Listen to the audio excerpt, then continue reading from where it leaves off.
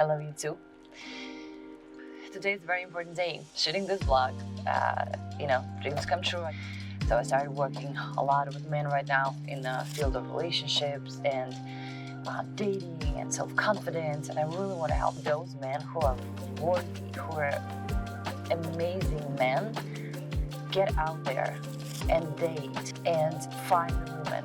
So I met this amazing person, his name is James, and we spoke and we shared a lot of cool insights. And I'm like, hey, I want to interview you. I want to ask you questions. I want to post this on my YouTube.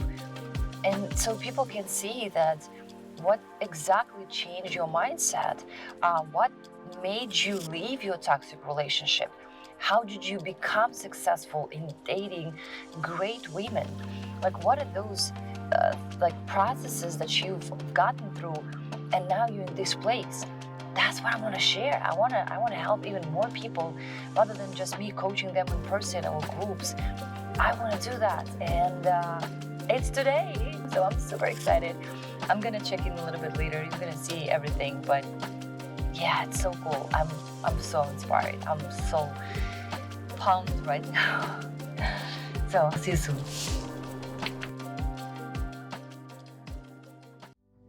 This is gonna be a beginning. Oh my god. Well, then mine too. I'm gonna keep that. Your thirst trap. That's keep that. over here. Hello, James. Hello, Julia. Thank you so much for coming. Thank you for having me. I appreciate you actually saying that he's gonna be comfortable with anything I ask. So that's anything and everything. Fun.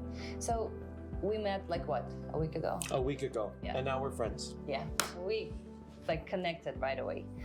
And we talked a lot about relationship.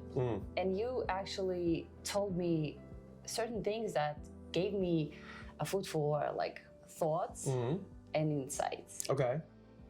So my mission here is for you guys, especially men, yes, to hear this, what he's gonna say, and to relate and to take notes and to reflect, to reconstruct for your own life and to implement it in your own life. Because what you told me, I think it's impressive.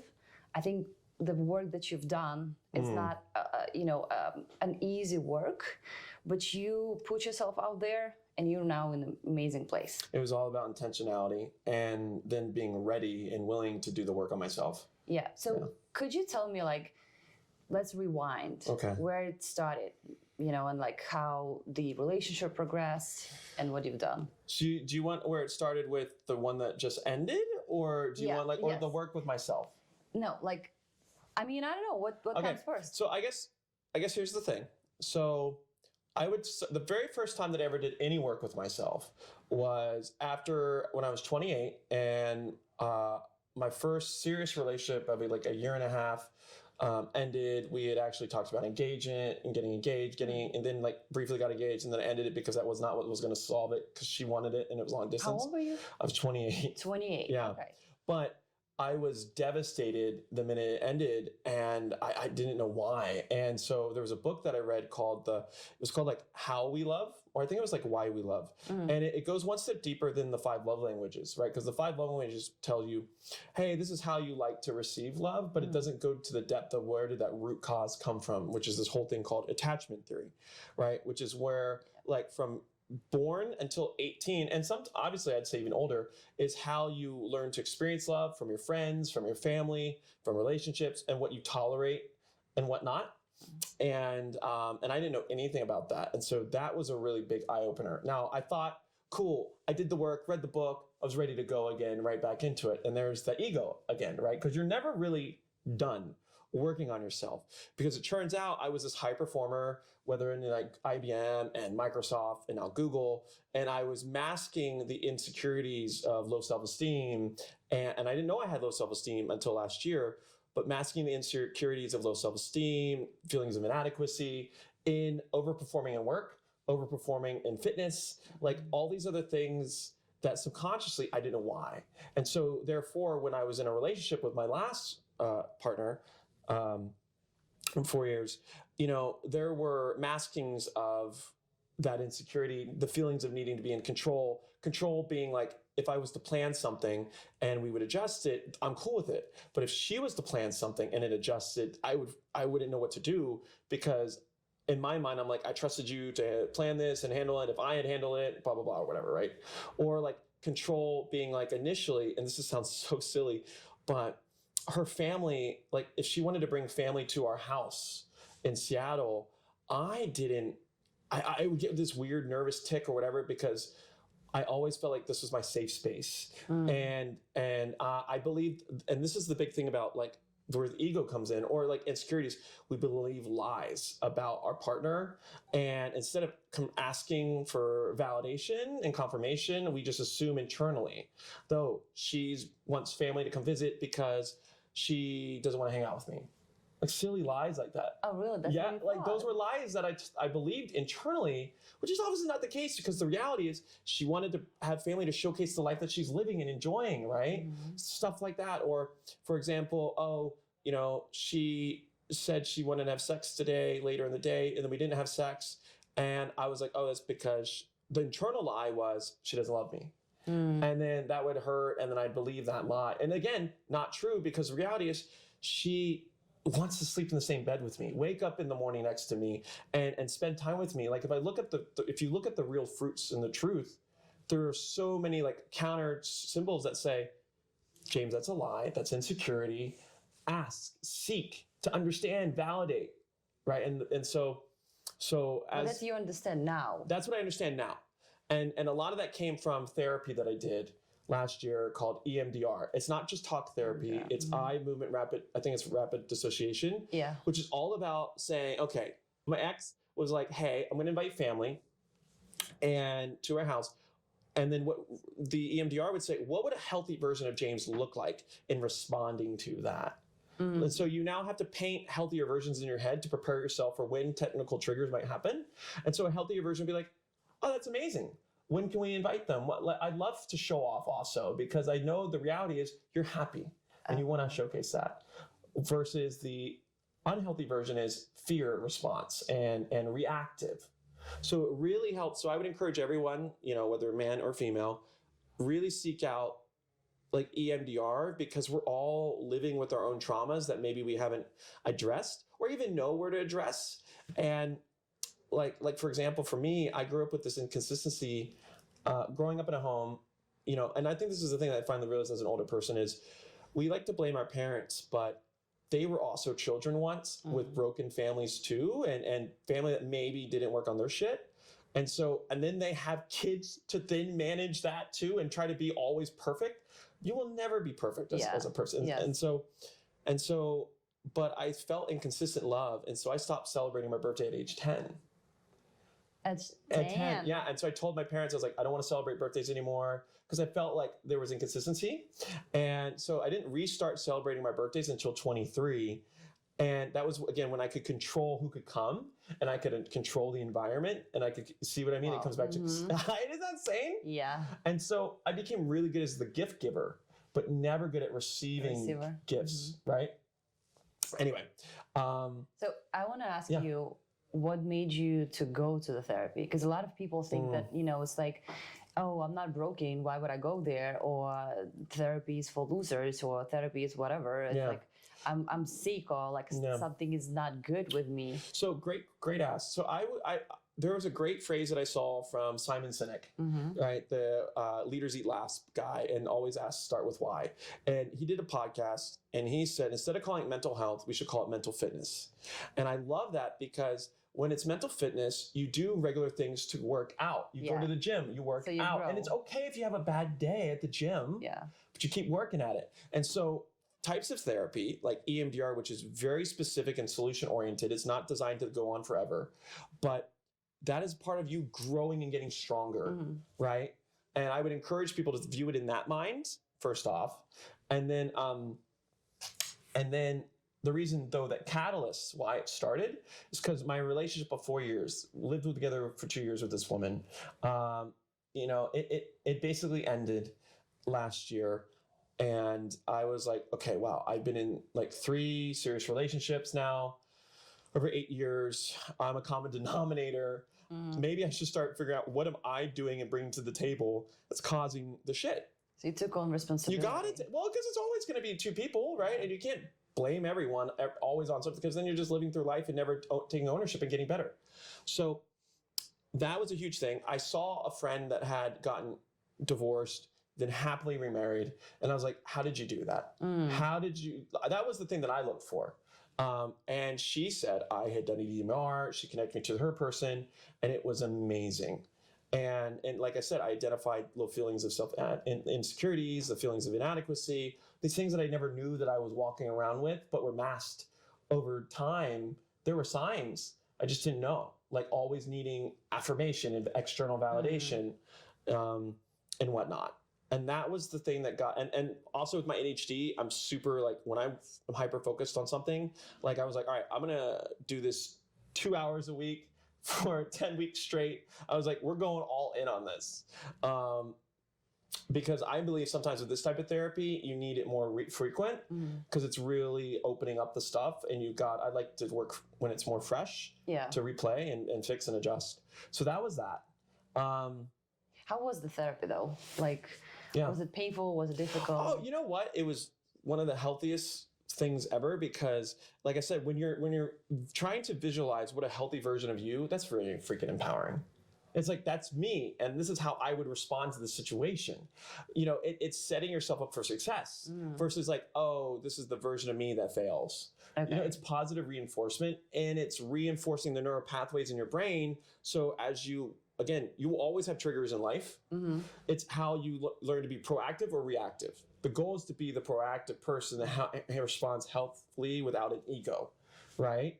And so that's what this trains you for, which is really freaking cool. Again, hence why I think it's called, it's better to refer to as mental fitness. And how did you know that who you want to become? Like, where did you get this image, I guess? Did you have like a role model or? No, it really is such a great question. I think when you're around enough healthy people, or like so environments, and matters. It's definitely nurture versus nature. And I definitely believe that there are good role models, but also I think we all know deep down what does, like, in theory, a healthy person look like. Like, how, there's this phrase, like, do unto others as you had them do unto you, right? It's kind of that golden rule, right? So I think when you really try to position yourself in this situation, you'd be like, oh, you did something mean to me, but how would I want you have actually just speak to me? Yeah. Right. And I think that's when you really learn the sense of like empathy and like putting yourself in the other person's shoes. That was like the big thing for me. But again, that did not mean success, because I still did that, then got back in a relationship with this ex, and things seemed to be going really, really well. Question, why? Why? Because, so here's the thing. The goal was to always work on myself to try it again with this person, because, I loved her. And I felt like I didn't show up for her right the first time. Yeah, that's such a common thing. Yeah. So I was thinking, oh, now that I've really worked on myself, I'm going to go and crush it. And things will be different. But the thing is that working on yourself doesn't mean still that it's going to work with them, because they have their own stuff that they have to address. And Simon Sinek talked about these things that I think we shared with us last time, which was you have to have emotional compatibility, intellectual compatibility, sexual chemistry. And with her and I, we definitely had, 1.5 of those 3 things. And that's an okay relationship, but it's forcing it, right? I believe, like, with all 3, it can be great, like he said. But if you don't do it, you're really, like, I think you even said, choose your hard, right? And you're literally choosing that to be hard, because life is hard enough as is. There are so many external variables that you're going to have to deal with, like in your work, in your friendships. And then you're putting up yourself with a partner that you don't align in all areas. It's totally going to complicate things, right? So that's what ended up happening is, again, we tried to force it, and then we tried even couples counseling, and Interesting. Yeah, that's a cool question. I think everyone should, like, every couple should go, even if you should go to couple counseling before it gets bad. Yeah, well, exactly. Like, there's a guy that said, if you're in my office, it's too late. Yeah. He was a divorce attorney. If you're thirsty, it's already too late. You're dehydrated. Yes, you need to be proactively hydrating yourself. That's a great analogy, because in ultra endurance races that I do, it takes like an hour to metabolize water and nutrients. So you're always regularly hydrating yourself, nourishing yourself. Yeah. And couples counseling is this way that you learn better ways to communicate with each other. But it doesn't address the internal traumas that you both have individually. So right? you still have to you still have to do the individual work. You have to still take individual accountability. So that way, when you know you do cause an issue or whatever, it's like, oh, that's me, my bad. I know I'm bringing that. Like I take ownership of that. Otherwise, you just think it's the other person. Yeah. Right. And so that's something I really learned too, is like, you both have to take the work, both have to take the accountability. And then when you bring couples counseling into the picture, it's about how do you better, uniting. How you better symbiotic together. Yeah. Wow, that's amazing. So how are you doing now? Oh, great. I'm really good. So post this serious relationship where we basically thought it was going to go really well. Then she was like, hey, I'm ready to get married. Now I'm not ready to get married. Actually, I want to be independent and single, yada, yada, yada. So she didn't know what exactly. And she didn't know what she wanted. And that's totally fine. And again, I think it goes back to, again, that. What do you mean it's fine? Well, no, I say that I think deep down, maybe she knew red flags, but she wouldn't say, she's like, James, you're an amazing man. I don't want to let you go. And I don't want to lose you, right? And I was the one that had to be like, well, if you don't know how to let me go, I need to be the one to let us go, because, you got to both be on the same page. And so this is why I said I post this relationship. So Simon's got the three things, which are intellectual compatibility, emotional, compatibility, sexual chemistry. And then my next one that I added are vision, values, and lifestyle. Yeah, and I love that. I even posted it, and I know. I tagged you. I'm like, I'm giving all the credit It was to so these good two guys. because I look back at our relationship and we were misaligned on values. Like she said, I don't feel comfortable introducing religion at all to the kids, but growing up as a pastor's kid, as even a Christian, I would still want to introduce to the children, whether Christian or not, all types of religions, so they get exposed in a safer environment where we can ask questions, where we can discuss, versus the world saying, and extreme influence, right? I think it's very important as parents to foster a healthy environment for that discussion. And she said no. And, that was always a thing for her, I think, and she would always bring that back.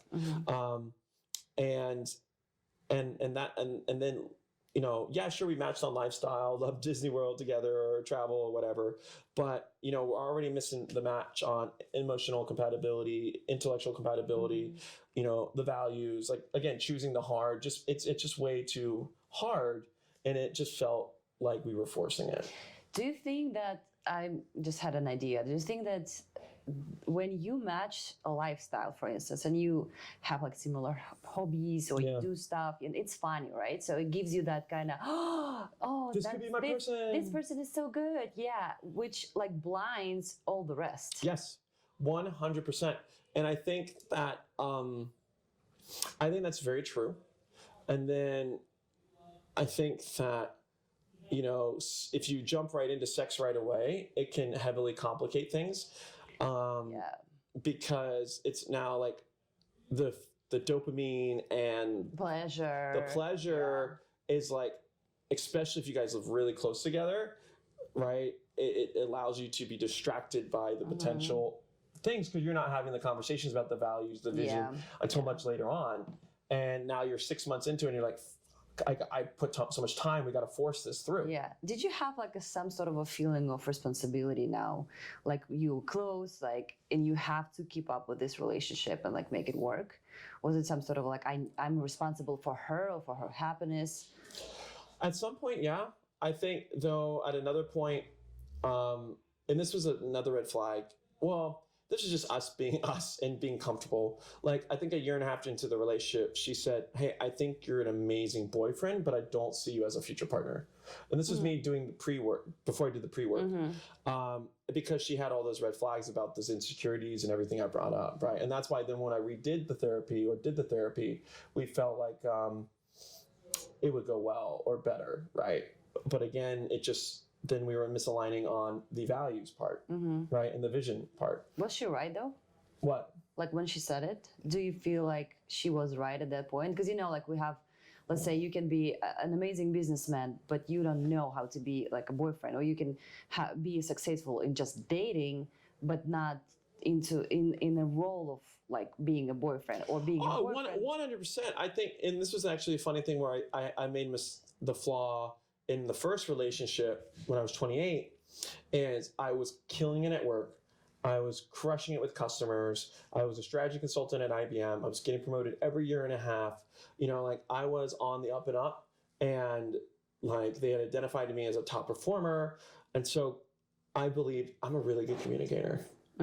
Great at work, but that doesn't translate back to relationships. Yeah. And so again, there comes that false sense of like equivalency, that they're the same, and they're not the same. Like it's one thing to be presenting to a customer, it's another thing to be in a relationship with someone, like dating and dealing with the complexities there.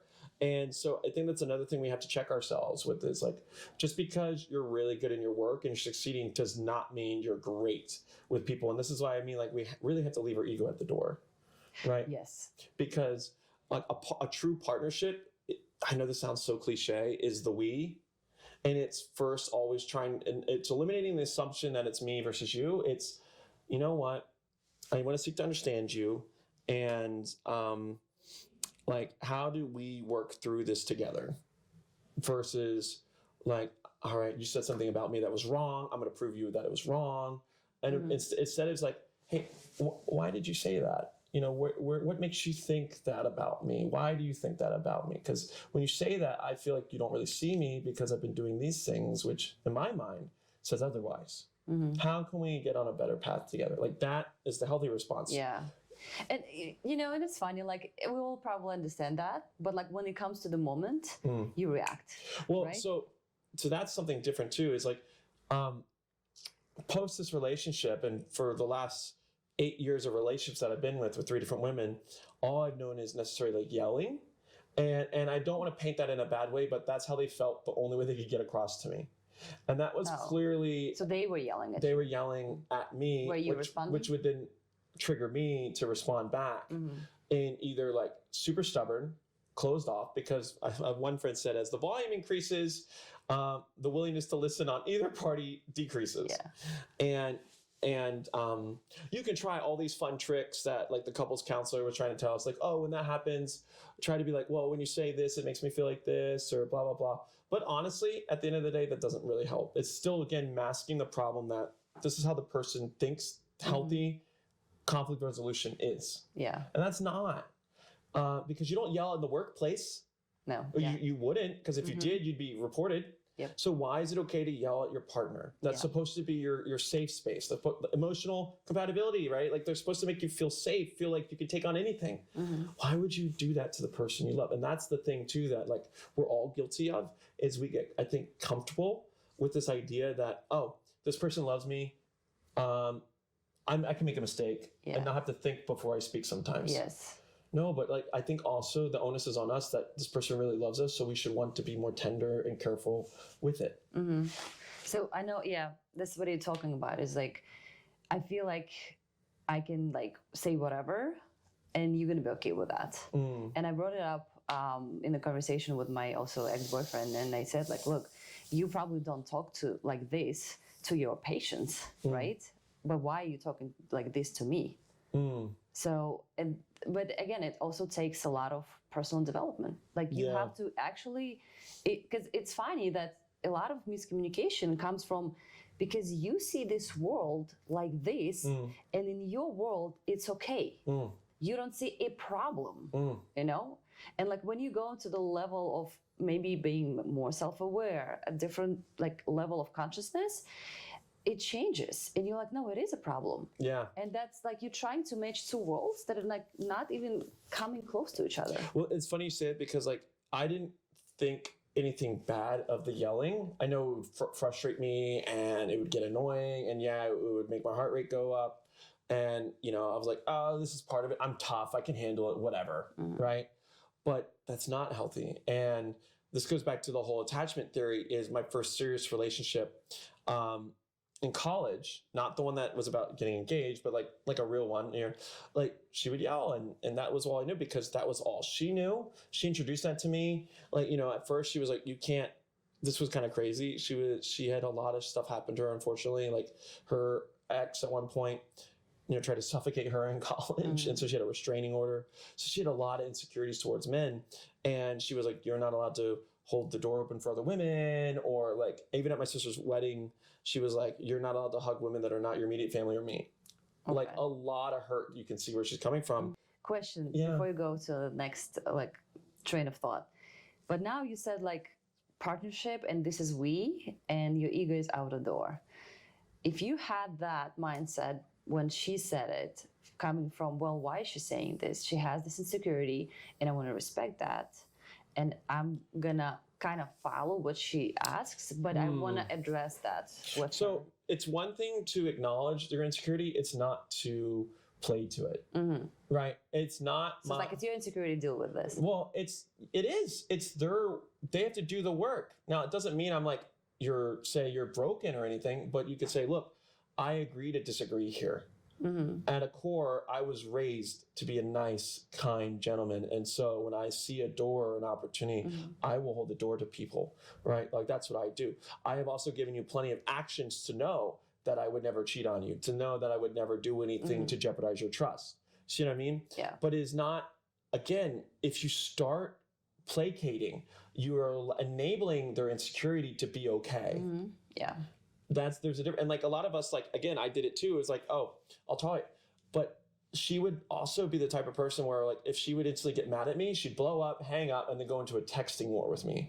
Super toxic. And again, I would tolerate it and respond right back. Yes.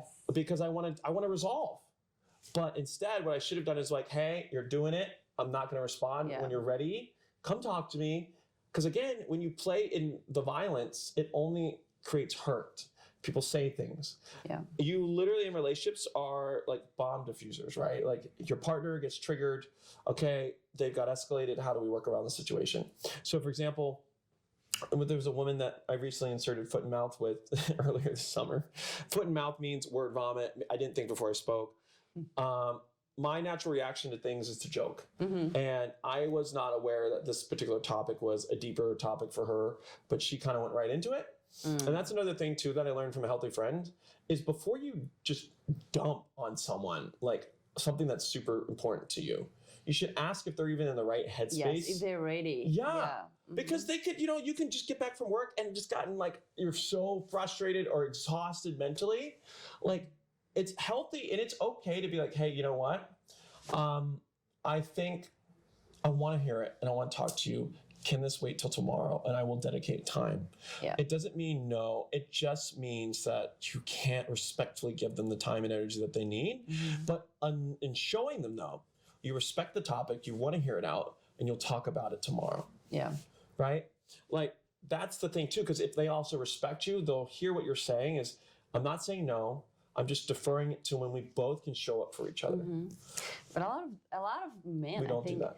Will take it very personally. Like, oh, she doesn't want to listen to me. She doesn't want to hear me out. And they shut up. Well, most men wouldn't even hear that though. Well, I don't think, well, one, give her the benefit of the doubt. But also I think, I mean, I was never in a situation where a woman asked me, right? They just assume as men that we can handle it.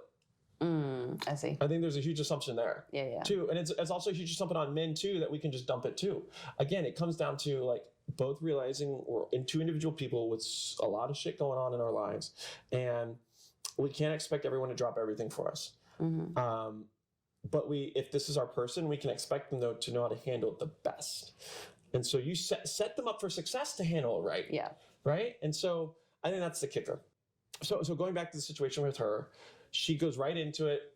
I make a joke response. She gets hurt because she was opening up about this particular topic. And instantly when I saw her reaction of just not anger, but just sad, I was like, fudge. I inserted foot and mouth. Darn it, James. And so then I asked her, I was like, okay. I said, first of all, I'm sorry. I realized I inserted foot and mouth. What do you need from me in this moment to repair? She's like, I don't know what I need right now. Give me like a little bit to think about it. I was like, okay. Well, just a heads up. Do you want me to go outside, give you space? Do you want to go for a walk together? Do you want to hold each other? Like, the physical touch component.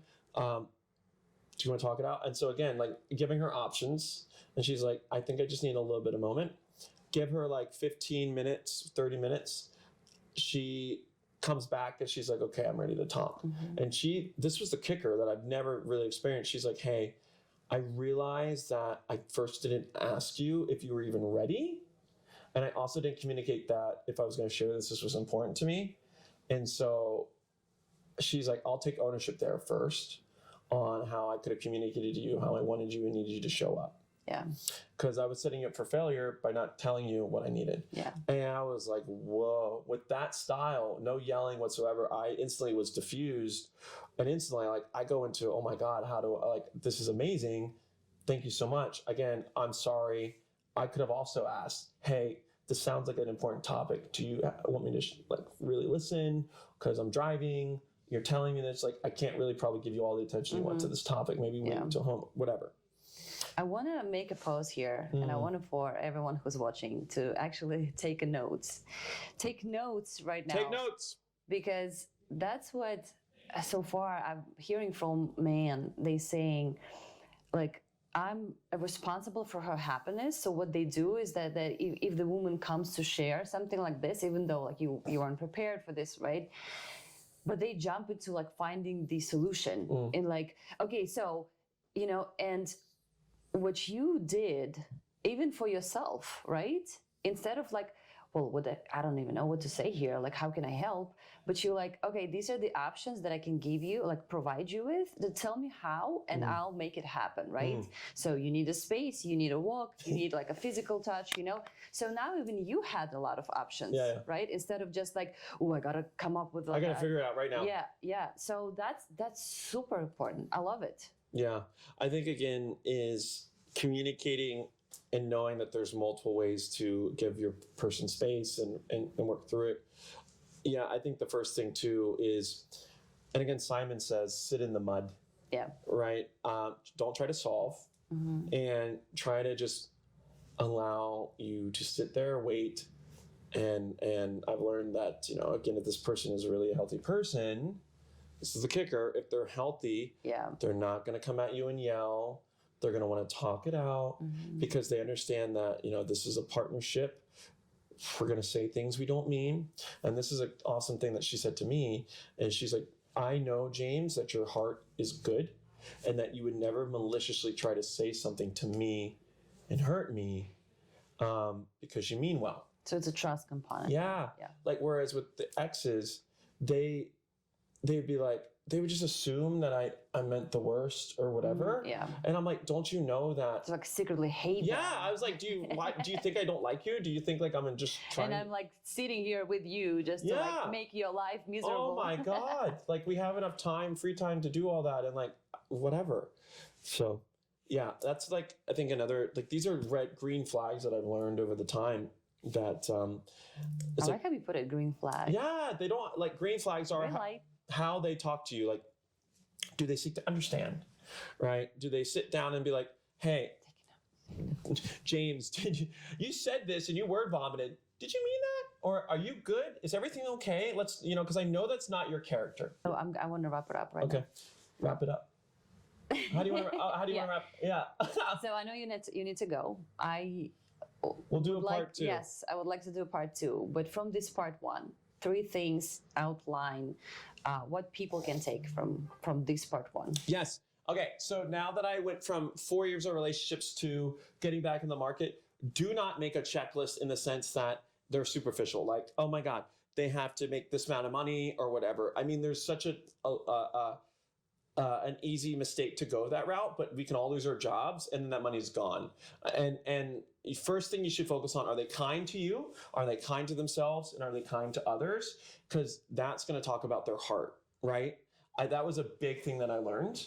And then, like I said, like just like honestly, first, in my opinion, starting out as friends. Like, do you actually enjoy talking to them? Yeah. Is it fun? Is it enjoyable? Because that's where, like, if you're going to spend the rest of your life potentially with this person, you got to be able to enjoy hearing their voice and talking with them, right?